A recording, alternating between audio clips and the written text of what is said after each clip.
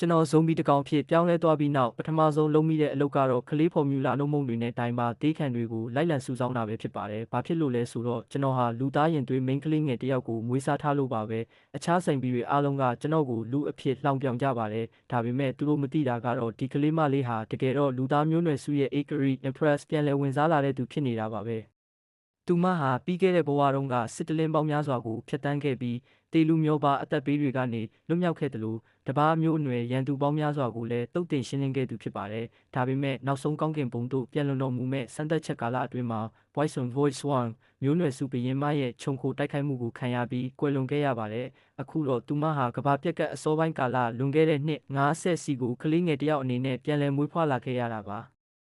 ကျွန်တော်ဘက်ကကြည့်ရင်တော့ဒီကဘာကိုကူပြောင်းလာတဲ့ချက်ချင်းမှာပဲဇိမ်ဘီတွေရဲ့တိုက်ခိုက်ခြင်းကိုခံရပြီးဇိမ်ဘီတကောင်ဖြစ်သွားခဲ့ပါတယ်။ကံကောင်းတာကလူသားတယောက်ရဲ့အသိစိတ်ဉာဏ်ချက်ရှိနေသေးတာပါပဲ။စတိုးဆိုင်တွေကအေးခဲသားတွေကိုစားပြီးတလားလောက်အသက်ဆက်ခဲ့ရပေမဲ့အခုတော့အသားတွေကပုတ်တိုးလာပါပြီ။ဇိမ်ဘီတွေကပုတ်တိုးနေတဲ့အသားကိုစားနိုင်ကြပေမဲ့လူသားစိတ်ရှိနေတဲ့ကျွန်တော်ကတော့ဒါကိုလုံးဝလက်မခံနိုင်ပါဘူး။ဒါကြောင့်တာမန်ဇိမ်ဘီတကောင်လိုဟန်ဆောင်ပြီးအပြင်ထွက်ကအစားအစာရှာဖွေဖို့ကလွယ်လို့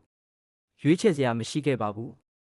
ကျွန်တော်အိမ်ထဲကိုဝင်ပြီးမိဖို့ချောင်ဘက်ကိုရှောက်သွားတော့မှပဲဘေးနားကအခန်းထဲကနေကလေးငိုတန်တစ်ခုကိုရုတ်တရက်ကြားလိုက်ရပါတယ်။အိတ်ခမ်းတကားကိုအတင်းတုံးဖွင့်လိုက်တဲ့အခါအဲ့ခန်းထဲကတွေးကွက်တွေနဲ့လုံးဝဆန့်ကျင်ဘက်ဖြစ်နေတဲ့တန်ရှင်းတက်ရက်နေတဲ့အခန်းလေးတစ်ခုကိုတွေ့လိုက်ရပါတယ်။အဲ့ဒီခန်းထဲကကရင်ပေါ်မှာအသက်6လ9လလောက်ရှိမဲ့ကလေးမလေးတစ်ယောက်ဟာအပတရငိုကြွေးနေပါတယ်။သူမရဲ့မိဘနှစ်ပါးဟာနောက်ဆုံးအချိန်မှာတမီးဖြစ်သူကိုကာကွယ်ဖို့အတွက်အိတ်ခမ်းတကားကိုတော့ခတ်ပိတ်ထားခဲ့ကြတာနေမှဟာပါတစ်ဖက်မှာလည်းအာရီယာတယောက်စိတ်ပြတ်အားငယ်နေမိပါတယ်။သူမဟာပြန်လည်မွေးဖွားလာခါရှိသေးပထမဆုံးမြင်လိုက်ရတဲ့အရာကဇုံဘီတကောင်ဖြစ်နေလို့ပါပဲ။သူမဟာအစာမစားရတာကြာလာပြီဖြစ်တဲ့အပြင်အလွန်မင်းကြောက်လန့်တကြားဖြစ်မှုငတ်မမှုတန်တွေကြောင့်သတိလစ်သွားခဲ့ပါတယ်။ဒါကြောင့်ကျွန်တော်ဒီကလေးလေးကိုမွေးစားဖို့ဆုံးဖြတ်လိုက်တယ်။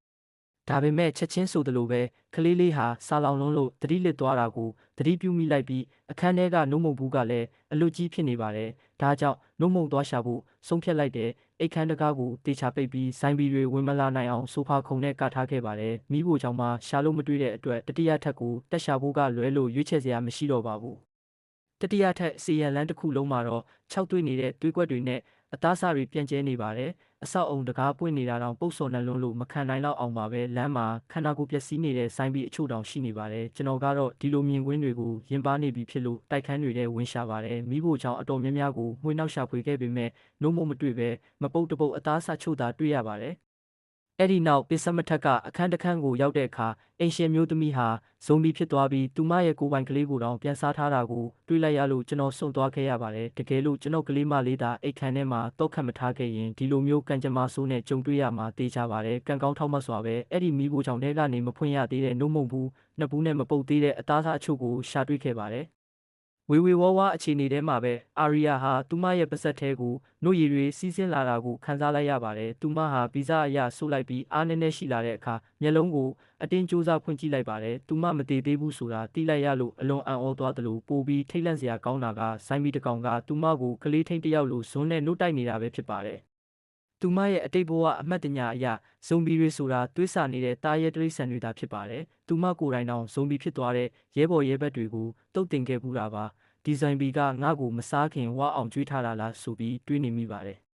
ကျွန်တော်ကတော့ကလေးမလေးဘာတွေတွေးနေမှမသိပါဘူးသူမမျက်လုံးပြန်ပွင့်လာတာကိုမြင်ုံနဲ့တင်စိတ်အေးသွားပါပြီဒါပေမဲ့ကလေးမလေးဟာအစာငတ်နေတာကြာပြီဖြစ်လို့နှုတ်တစ်ခွက်ထဲနဲ့မဝပါဘူးခဏလောက်တော့ကျွန်တော်ဇိုင်ဘီဖြစ်နေတာကိုမေ့သွားပြီးစကားပြောဖို့ကြိုးစားမိပေမဲ့ထွက်လာတာကဇိုင်ဘီဟိန်းတန်အော်အော်ကြီးပဲဖြစ်ပါတယ်ဒါကြောင့်ပါဆက်ပိတ်ပြီးတိတ်တိတ်ဆိတ်ဆိတ်ပဲ3ခွက်မြောက်အောင်ဖြော်တိုက်လိုက်ရ